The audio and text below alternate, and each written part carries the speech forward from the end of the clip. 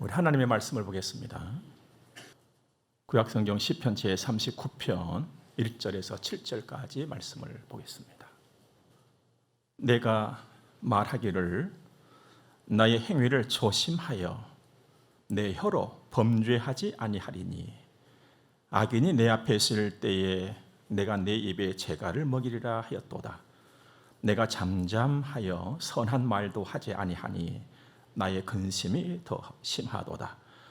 내 마음이 내 속에서 뜨거워서 작은 소리로 읊조릴 때에 불이 붙으니 나의 혀로 말하기를 여호와여 나의 종말과 연한이 언제까지인지 알게 하사 내가 나의 연약함을 알게 하소서. 주께서 나의 날을 한 뼘 길이만큼 되게 하시매 나의 일생이 주 앞에는 없는 것 같사오니 사람은 그가 든든히 서 있는 때에도 진실로 모두가 허사뿐이니이다. 셀라. 진실로 각 사람은 그림자같이 다니고 헛된 일로 소란하며 재물을 쌓으나 누가 거둘는지 알지 못하나이다. 주여 이제 내가 무엇을 바라리요? 나의 소망은 주께 있나이다. 아멘. 높아진 하늘에 나팔 꽃을 보았습니다. 한 뼘 그리고 또 한 뼘, 그 가녀린 줄기에 매달리듯 피어있는 나팔 꽃을 보았습니다. 색깔이며 모습이 어찌 그래도 정갈하면서도 곱던지요. 그 곁에 서서 사람을 생각해 보았습니다. 그리고 사람의 날들을 생각해 보았습니다. 일찍이 모세는 우리의 연수가 70이요 강건하면 80이다 이렇게 말씀을 하셨는데, 오늘 말씀 보니까 다윗은 나의 날은 한 뼘 길이만큼 하다 이렇게 이야기를 하고 있습니다. 얼마 안 된다 이 말이죠. 우리의 인생이 그 날들이 사실 얼마 되지를 않습니다. 그런데 얼마 되지 않은 그 인생, 우리 무엇을 어떻게 채우면 좋을까요? 어떻게 하면, 내가 어떻게 살면 저 한 송이 나팔꽃처럼 정말 정갈하면서도 곱게 그렇게 살 수가 있을까? 어느새 우리는 9월을 맞이했습니다. 우리가 흔히 하는 말, 세월 참 빠르다. 가만히 생각해 보니까요, 시간은 지칠 줄을 몰랐어요. 작년에도 하루 24시간 그대로 달렸거든요. 지난달도 24시간 그대로 달려가더라고요. 근데 어저께도 24시간 그대로 달렸어요. 지치지를 않아요. 이 시간은 힘이 장사예요. 그냥 오늘도 24시간 달려갈 거란 말이에요. 이 시간은 가고 또 오고 가도 주름살 하나가 없어요. 얼마나 강력한 힘을 가지고 있는 것이 시간인지를 모르겠어요. 오늘은 9월 첫날입니다. 헤아려 보니까 이제 올해가 딱 4달 남았어요. 9, 10, 11, 12. 지나온 날들이 돌아봐졌습니다. 믿음의 사람 모세는 돌아보면서 수고와 슬픔뿐이다 이런 말 했잖아요. 근데 여러분이나 저나 별 다를 바 없을 것 같아요. 모세처럼 돌아보니까 수고와 슬픔이 더 많은 것 같아요. 염려는 왜 그리 또 많이 했는지, 걱정과 근심은 왜 그리 또 많았는지, 이걸 보자기에다가 쌓아본다면은 보자기 수십 개 나올 것 같아요. 근데 그게 또 무엇이 좋다고 좀 펼쳐서 버려버리지도 못하고 또 꿰차고 다니잖아요. 그러니까 이 땅에 사는 모든 사람들은요, 걱정 그지 보따리 다 꿰차고 다니는 거예요. 그냥 그러면서도 아이고 그렇게 살잖아요. 또 마음 아픈 일은 어찌 그렇게 많았었는지 속상하고, 실수는 또 어찌 많이 했습니까? 시끄럽기는 또 왜 이래 시끄러운지. 그래서 너나 할 것 없이 머리카락은 빠져가고,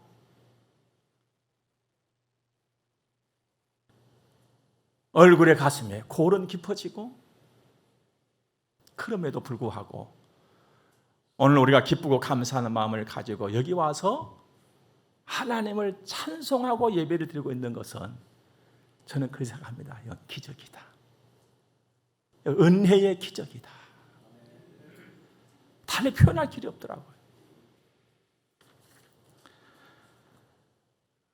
저 아래 지방에서 살고 있는 저의 제자이면서 후배인 친구가 지난 화요일 날 저한테 연락이 왔어요. 깍공에서 보니까는 그 친구예요.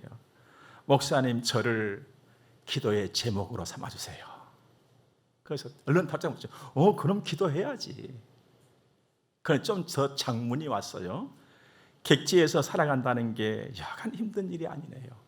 우리 다 객지 사람이잖아요. 우리 본향은 천국인데. 근데 저 밑에 객지가 또 객지인 거예요. 그리운 사람들도 보지 못하고 정말 외롭기까지 합니다. 그래서 저도 좀 길게 답을 보냈지요.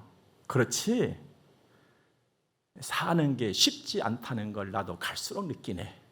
하지만 주님 의지하면 힘이 나거든. 힘차게 또 한 걸음이네. 이렇게 답을 보냈어요. 여러분, 우리 주님 의지하면서 삽시다.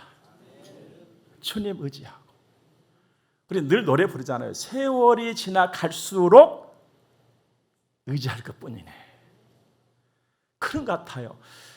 평소에는 그냥 불렀던 찬송인데 이 말씀을 준비하면서 가만히 음미하면서 보니까 세월이 지나갈수록 의지할 것밖에 없어.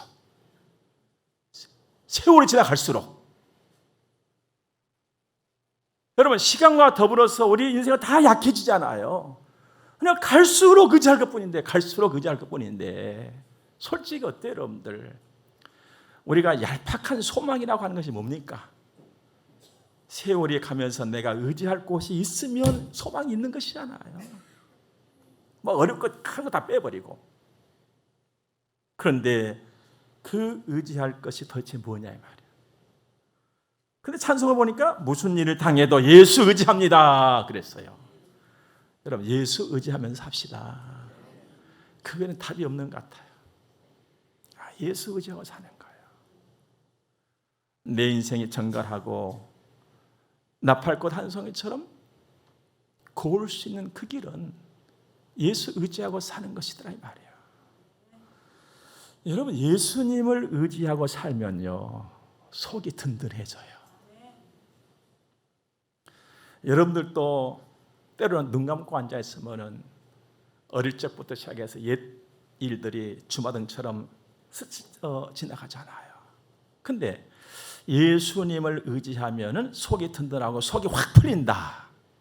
이 글을 딱 쓰고 있는데 저 중학교, 고등학교 때에 시골에서 통학하던 그때 삶이 잠깐 딱 스쳐 지나갔어요. 겨울날 이제 그 버스 정류장에 사람들이 기다리고 있잖아요. 웅성거리면서. 근데 이제 내가 탈 버스가 와서 딱 차에 앉았으면은 창밖에 웅성거리는 어르신들이 보여요. 그럼 추운 날 여기서는 뭐 감주라고 하는 거, 그것이 이제 그 난로 불 위에 통해서 막 끓어올라, 김이 올라가. 그러면은 그 어르신들이 추위를 달래보기 위해서 그거 한 그릇을 사서 드시면서 야, 속이 싹 풀린다. 얼었던 속이 풀린다. 하셨던 그 모습과 그 일, 그 말씀들이 뜬금없이 생각이 나는 거예요. 아, 그렇지. 그와 같이 예수를 만나면 얼었던 우리 가슴이 풀려. 막혔던, 무거웠던 우리의 심령의 삶이 풀린단 말이에요. 그리고 규모가 있고 실속이 있는 인생을 살아갑니다. 그럼 규모가 있고 실속 있는 인생은 정말 중요한 것이거든요. 뿐만 아니라 겸손하고 신실하고 겉도 좋지만 속이 더 좋고 마음이 넉넉하고 여유로워지는 거거든요. 다윗이 그렇게 살았어요. 요즘 우리 주변에 많이 회자되고 있는 말 중에 하나가 가성비라는 겁니다. 가성비. 가격 대비 성능의 줄임말 정도가 되지 않겠습니까? 지불한 가격에 비해서 소비자가 느끼는, 내가 이 액수를 지불했는데 내가 느낄 때 그 효용이 너무 커. 말씀드리자면 너무 만족한 거 있지요. 가격에 비해서. 이럴 때 가성비가 높다. 우리 이렇게 말을 하거든요. 소비 측면에서 내가 뭔가를 살려고 할 때는 어떤 겉으로 나타나는 것보다는 좀 더 실속을 챙기는 그런 일이 되겠습니다. 그 가성비에 발맞춰서 우리가 이제 어떤 매장에 가서 뭐 물건을 구입하거나 사거나 할 때에 이런 표현들 가끔 막 붙여놓은 거 보지요. 뭐 알뜰 구매, 또는 뭐 실속 구매, 다 이런 것들 아니겠어요? 이걸 이 가성비라고 하는 것을 우리의 인생살이에 갖다가 좀 대본다면 자존심 세우다가 손해 보면 가성비 낮은 거예요. 그런데 자존심 좀 버려버렸어요. 그랬더니 내게 많은 유익이 왔어요. 가성비 높은 선택이거든요. 거칠에 좀 덜 하다가 보니까 내게 굉장히 유익이고 이익이 막 된 거예요. 그렇다면 가성비 높은 선택을 내가 한 것이죠. 그런데 이 일이 우리 삶에 있어서 가성비 높은 실속 있고 알찬 삶을 산다는 것이 생각처럼 말처럼 그리 쉽지 않아요. 왜냐하면 사람은 먼저 겉을 보는 거거든요. 그런데 진정으로 예수님을 의지하면 겉사람보다 속사람에 더 관심이 가요. 그런데 신기한 것은 속사람을 잘 가꾸다 보니까 겉사람이 더 좋아져 버린 거예요. 가성비 최고인 것이죠. 이게 예수 중심으로 예수 의지하고 사는 사람들의 모습인 것입니다. 무엇보다도 우리가 진정으로 예수님을 의지할 때에 자존감이 높아지는 거거든요. 그래서 선하고 좋은 힘을 발휘를 하고 발휘가 된 선하고 좋은 그 힘은 염려와 고난 그리고 우리의 여러 가지 현상들의 현실을 대처하는 능력을 탁월하게 해주는 것입니다. 오늘 다윗을 통해서 우리가 그것을 몇 가지 좀 배워볼 것인데요. 하나는 침묵의 지혜입니다. 1절 보니까 내가 말하기를 나의 행위를 조심하여 내 혀로 범죄하지 아니하리니 악인이 내 앞에 있을 때에 내가 내 입에 재갈을 먹이리라 하였도다. 다윗이 이런 다짐, 이런 고백을 언제 했는지는 우리가 말씀을 통해서 볼 때 정확하게 생각을 하기가 좀 어렵습니다. 그런데 이 말씀의 내용을 쭉 살펴보면은 나이로 봐서는 그래 젊은 때는 아니다. 그 상황을 봤을 때는 그래 편안했던 시절은 아니다. 아마 노년 또는 질병의 그 어떤 허덕거림, 고통의 때라고 하는 견해가 좀 우세하거든요. 아무튼 뭐 인생살이에 있어서 시간은 가고 나이는 들고 뭐 병은 들고 이렇다면은 여러분이나 저나 나그네 삶에 있어서 우리 모두가 공통적으로 겪을 수 있는 또 겪고 있는 그런 일들인 것만큼은 분명하다는 것이죠.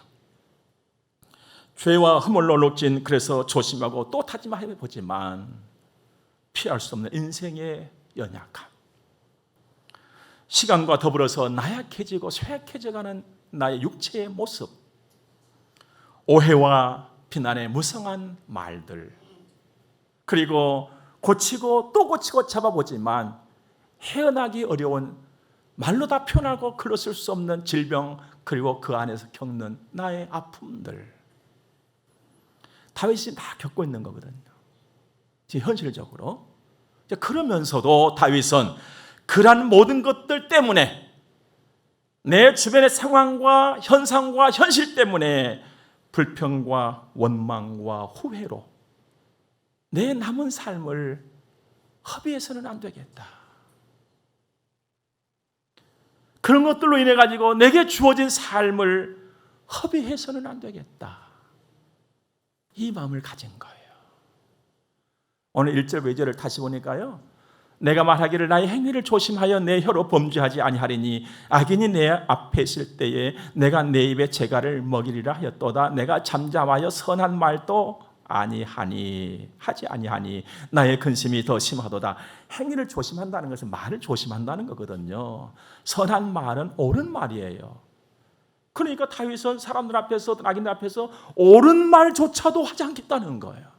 어떻게 보면은 좀 납득하기가 어려운 그런 일이잖아요. 뭐 옳은 말은 좀 해줘야지, 선한 말은 해줘야지, 왜 그것까지 자기는 금한다고 했을까? 다윗은 지금요, 하나님 앞에 서 있어요.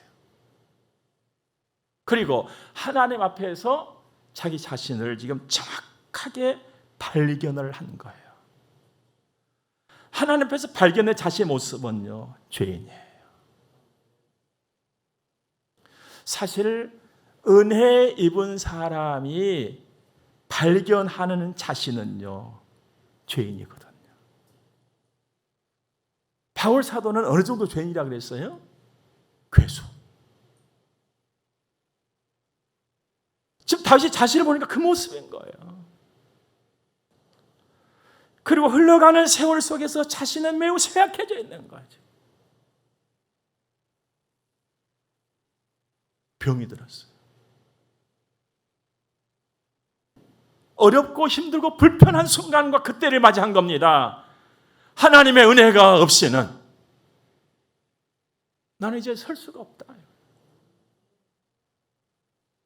하나님의 은혜의 손길이 없다면 나는 이를 설 수가 없다.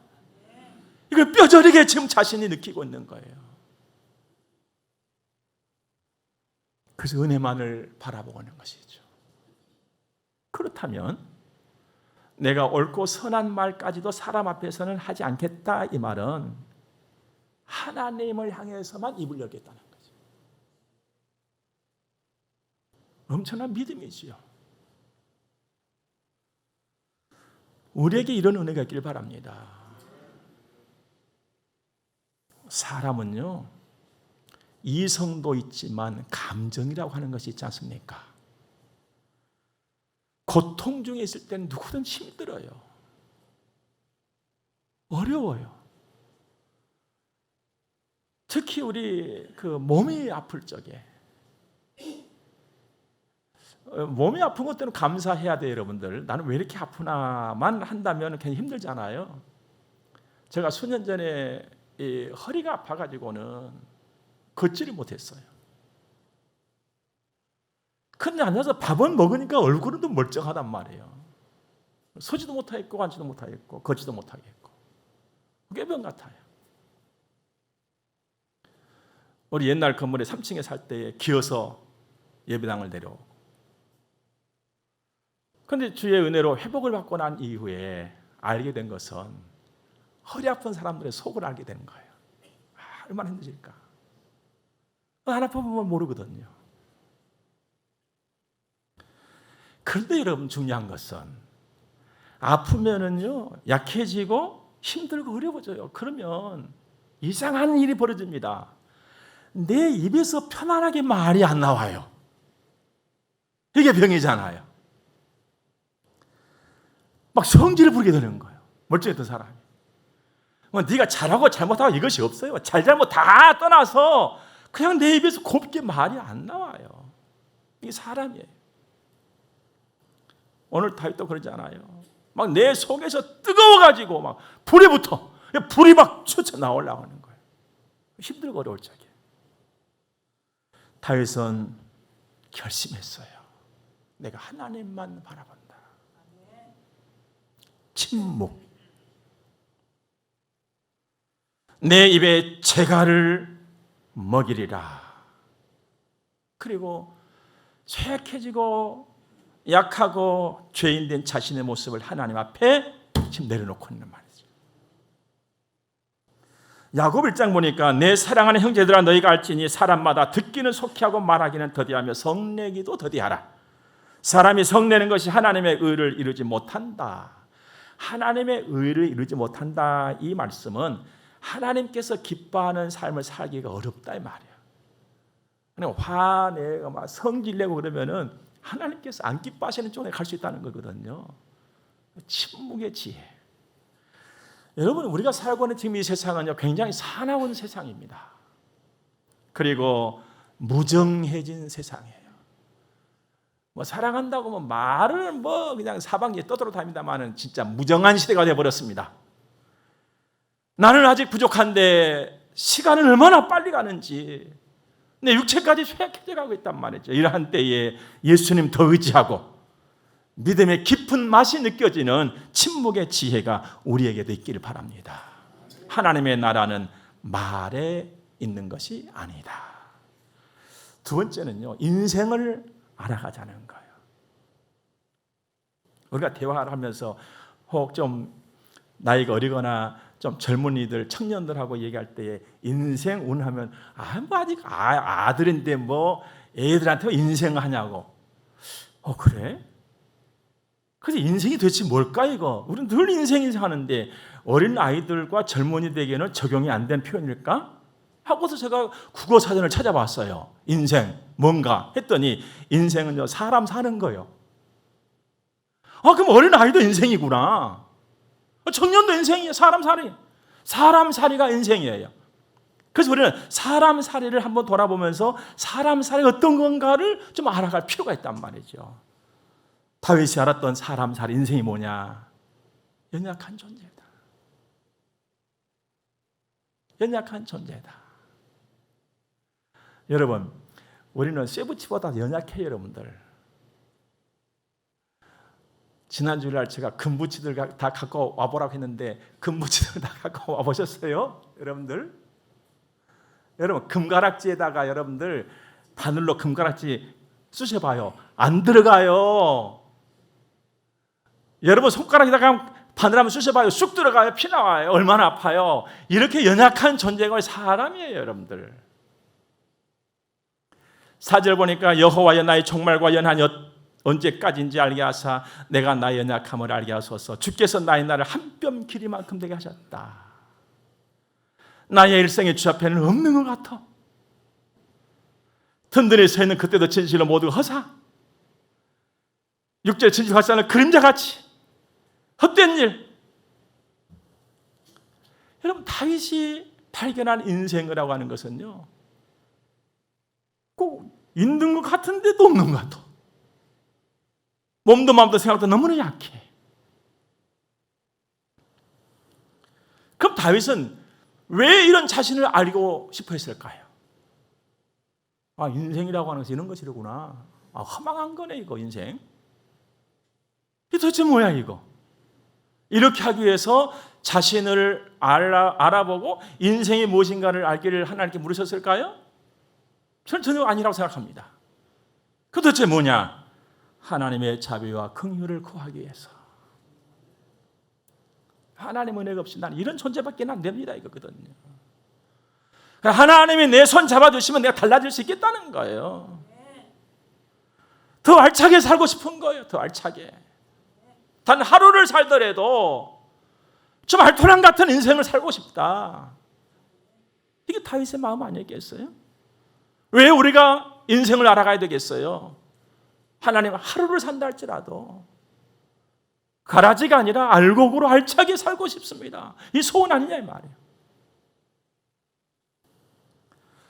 베드로전서 1장도 보니까 그러므로 모든 육체는 풀과 같고 그 모든 영광은 풀의 꽃과 같으니 풀은 마르고 꽃은 떨어질 때 했습니다. 지금 때는 바야흐로 벌초의 시기죠. 풀 베는 거. 산소에도 풀을 베고 길도 풀 베고. 나지막한 우리 뒷산에도요. 그 오솔길이 언제 가보니까 막 풀이 무성해져가지고 길이 없어져 버렸어요. 야 이걸 도대체 어떻게 하나 했더니만은 어떤 마음씨 고운 사람인지 누군지 모르지만은 어느 날 가서 보니까 예초기로 다 풀을 베놨어요. 근데 놀라운 것은 어저께까지 그렇게 그냥 무성하고 힘차게 뻗어있던 것들이 다 말라 있어요. 이와 같은 것이 인생이라고 성경은 가르쳐주고 있습니다. 이와 같은 것이 인생이다. 땅에 잠시 슬퍼지려고 그래. 그것이 나란 말인가? 얼마나 허무합니까? 얼마나 아쉬운 일이냐 이 말이에요. 다윗은 이런 인생을 극복하기를 원했던 것입니다. 그곳에 머물러 있는 것이 아니라 그럴 수밖에 없는 나의 인생이지만 주님 손잡고 일어나고 싶다.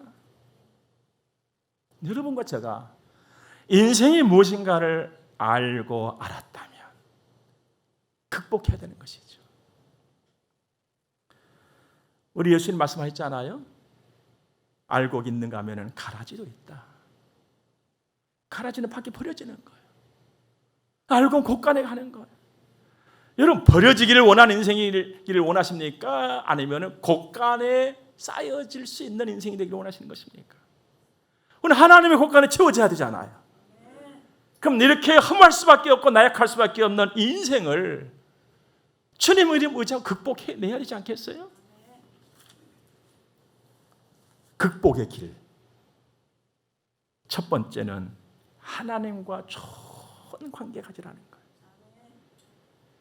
여러분, 하나님과 좋은 관계를 갖고 산다 이 말은 하나님을 주인 삼고 사는 거예요. 한번 따라서 해볼까요? 하나님을 주인 삼고.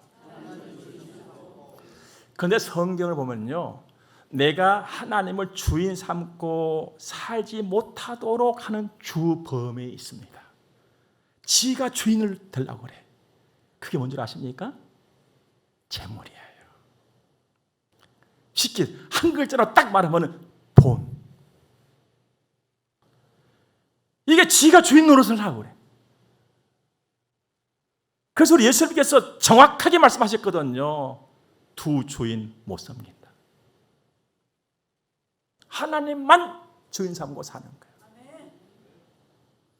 우리가 알아야 될 것이 있습니다. 재물이나 돈은 인생의 전부가 아니거든요.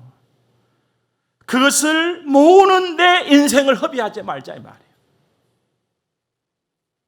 그렇다면은 목사님, 그러면 우리 돈 벌러 안 나가도 될까요? 그건 돈 벌러 나가지 말자는 것 아니에요. 돈 벌러 가야지, 열심으로. 돈 많이 벌어야지요. 그래야 조금이라도 더 여유가 있고 선한 일을 열심히 할 수 있지 않겠습니까? 하지만 오늘 6절 말씀을 다시 한번 볼까요? 진실로 각 사람은 그림자같이 다니고 헛된 일로 소란하며 재물을 쌓으나 누가 거둘는지 알지 못하나이다. 재물을 쌓으나 누가 거둘 건지 알지 못한다 이 말은요, 네가 재물의 주인은 아니다 이 말이에요. 재물은 내 것이 아니에요. 첫 번째. 두 번째로, 재물이 내 인생을 보장하거나 책임져 주지를 못해요. 모든 부분에 있어서 약간의 유익은 있고 편리함은 있지요. 그러나 나에게 있어서 재물은 만족도, 행복도 보장해 주지 못합니다. 그러니 재물에 끌려다니지 말아라. 전도서 5장 보니까요, 은을 사랑하는 자는 은으로 만족하지 못하고 풍요를 사랑하는 자는 소득으로 만족하지 아니하나니 이것도 헛되도다. 여러분, 재물이 얼마만큼 있으면 여러분 만족할 것 같아요? 땅이 몇 평 정도 여러분의 소유로 되어 있으면 만족할 것 같습니까? 못 만족해. 그러니 만족할 수 없는 그것만 따라가는 인생이 되지 말아라는 거예요. 그럼 어떻게 살 것이냐? 하나님께 부여해야지. 하나님 채워라. 하나님 채워라. 하나님 채워라. 여러분, 하나님 단순히 하나님이 누군데요? 하나님, 여러분 좀 세부적으로 들어가 본다면 하나님이 어떤 분입니까? 하나 한 가지로 돈과 관계돼서 재물과 관계돼서 하나님 어떤 분이셔? 만복의 근원이지 뭐 그냥. 만복의 근원, 만복의 근원. 그 하나님의 모습을 있는 거예요, 그냥. 그리고 하나님 말씀 따라서 너희는 먼저 그의 나라와 그의 의를 구하라. 시간도 재능도 재물도 먼저 하나님. 이렇게 살아라는 거예요. 이렇게 살 때에 연약한 나의 인생을 극복할 수가 있는 것입니다. 하나님을 채울 수 있기를 바랍니다. 하나님만큼 강하신 분이 없으시지 않아요. 인생은 약하고 인생은 잠깐입니다. 그러나 하나님은 말고 닳도록 하나님 우리 아버지세요. 제가 지난 주일인가 그랬다니까요. 우리 학생들에게 아버지가 우리 교회 집사님이시고 자기는 학생 회원이요. 그래서 너네 아빠께서 하나님을 누구라고 부르시더냐 했더니 하나님 아버지라고 그러는데, 그럼 너는? 저도 하나님 아버지. 아니 네 아빠가 아버지면 너는 할아버지 하셔야지. 여러분 하나님 할아버지 들어보셨어요? 하나님은 만인의 아버지셔. 시대와 시간의 모든 것을 초월해서 우리 할아버지도 아버지 하나님이었고, 저도 아버지 하나님하고, 우리 애들도 아버지 하나님하고, 얘들 애들도 아버지 하나님. 그 하나님 모셔야 우리 나의 연약함을 극복할 수 있다는 거예요. 두 번째는 소망을 주게 둬라. 소망을 줄게. 우리는 늘 듣던 말이죠. 많이 듣던 익숙한 말 아니에요? 소망을 주게 둬라. 7절 말씀 보니까 나를 주여 이제 내가 무엇을 바라리요? 나의 소망은 주께 있나이다.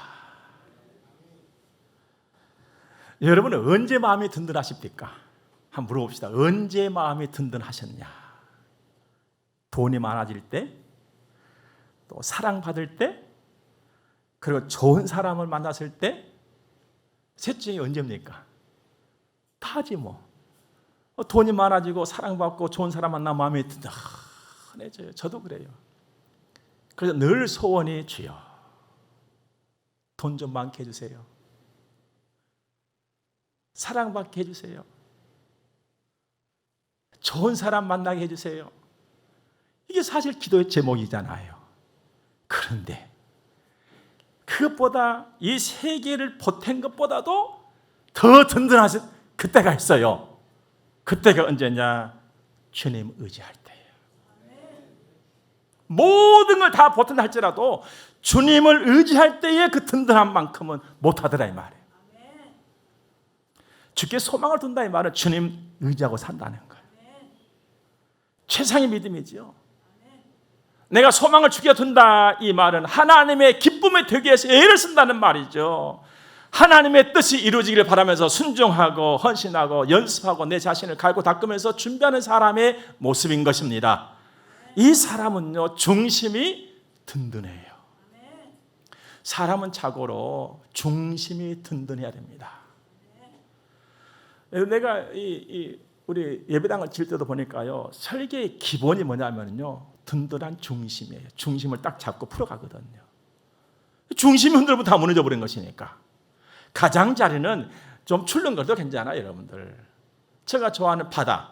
바다에 가보세요, 여러분들. 겉은요 항상 출렁거려요, 출렁거려. 그러니까 조금 시끄럽고 뭐 이렇고 저렇고 뭐 이 소리 있고 저 소리 있고 너무 관심 가져버리면 못 살아요. 중심이 딱 든든하면 인생이 이루어가는 것이거든요. 주님을 의지하면 중심이 든든합니다. 그래서 범사에 감사가 가능하고 자족하는 인생이 되고 그래서 힘을 내서 더 나은 인생을 이루어내는 것입니다. 여러분 인생은요 이루어내는 거예요. 살아가는 거예요. 다듬고 또 다듬어서 완성을 시켜내는 것이 인생이거든요. 그냥 생긴 대로 그냥 사는 것이 인생이 아니잖아요, 여러분들.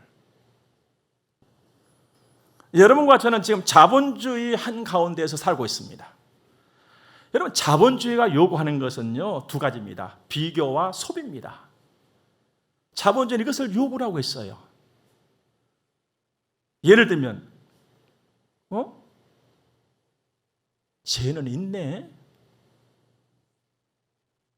나는 아직 없는데? 그럼 나도 해야지. 이거거든요. 어제 새 차를 샀네? 나도 사야지. 끊임없는 비교를 통해서 소비하도록 만들어가는 것이 자본주의. 자동차를 수년 전에 우리 샀던 이 교회에서 매달 자동차 사라고 선전문이 와요. 그래갖고는 자동차를 쭉 소개를 해요. 이달에 사면 할인 얼마 해준다고. 비교. 그 또 소비하게 만들고, 비교하고 또 소비하게 만들고. 생각이 난 것이 하나 있었습니다. 지난 평창 동계올림픽 때에 롱 패딩. 무서웠어요. 그 봐라. 롱 패딩 안 입고 나가면은 그냥 어떻게 사람이 대한민국 사람이 아닌 것처럼 느낄 정도 있잖아요. 소비, 비교, 소비. 근데 여러분, 누구든지 누군가와 무엇과 비교하는 순간부터 인생은 불행해진다는 거 잊지 마시기 바랍니다. 누구 외제차 뽑았대? 할 수 있어요. 누구 어디로 이사 간다는데? 말할 수 있어요. 그 친구 작년에 집 샀는데 그냥 엄청 집값이 뛰어 올라 버렸대. 말할 수 있어요. 하지만 근데 나는 뭐야? 이건 하지 말자 이 말이에요. 이건 해서는 안 되는 거예요. 난 뭐야? 여기까지 가면은 그것 때문에 몸부림치잖아. 이제 불화 일어나잖아요. 다투잖아요. 이게 뭡니까 도대체? 이건 하지 말아야 되는 것이거든요. 주께 소망을 두면요, 중심이 견고해집니다. 든든해요. 그래서 그런 바람을 타지 않아요.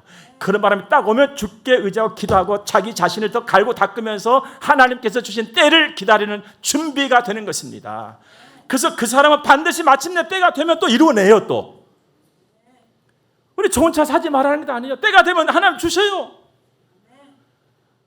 우리 여기 앞에 마당에도 좋은 차가 절비하면 저는 얼마나 좋겠어요. 너무너무 좋겠어요. 그러나 그 일을 위해서 내 자신을 더 갈고 닦으면서 하나님을 바라면서 규모 있게, 지혜 있게 살아가야 되는데 그 길이 바로 소망을 주께 둘 때 가능하다 이 말입니다. 소망을 주께 두시길 바랍니다. 마지막으로 한 가지, 늘 회복을 구하세요. 주님, 내 인생에 회복을 주시옵소서. 내 육체에 회복을 주시옵소서. 내 믿음의 삶에 회복을 주시옵소서. 13절 보니까 주는 나를 용서하사 내가 떠나 없어지기 전에 나의 건강을 회복시키소서 그랬습니다. 주님, 나에게 회복의 은총을 주옵소서. 주님, 우리 가족과 우리 자녀들에게 회복의 은총을 주시옵소서. 늘 소원하세요. 하나님은 신실하십니다. 하나님은 선하시고 인자하십니다. 하나님은 우리를 사랑하십니다. 그래서 우리의 구하는 것을 하나님은 들으시고 때마다 일마다 도우시고 때가 되면 이루십니다. 보세요 여러분들, 여름날 무더위에 더 지칠까 봐서 우리 좋으신 하나님, 신실하신 하나님이 가을 그 선선함을 손잡고 데리고 왔잖아요. 얼마나 좋으신 하나님이세요. 우리 비록 한 뼘 길이의 인생살이를 살고 있지만 빠른 시간 속에서 나는 아직 부족한 모습이 많지만 그래서 더 하나님 의지하고 그래서 더 많이 하나님께 입을 열고 그래서 더 크게 하나님께 입을 열고 우리 그렇게 살시길 바랍니다. 하나님의 은혜가 오늘 또 우리 모두에게 가득하기를 주의 이름으로 축원합니다.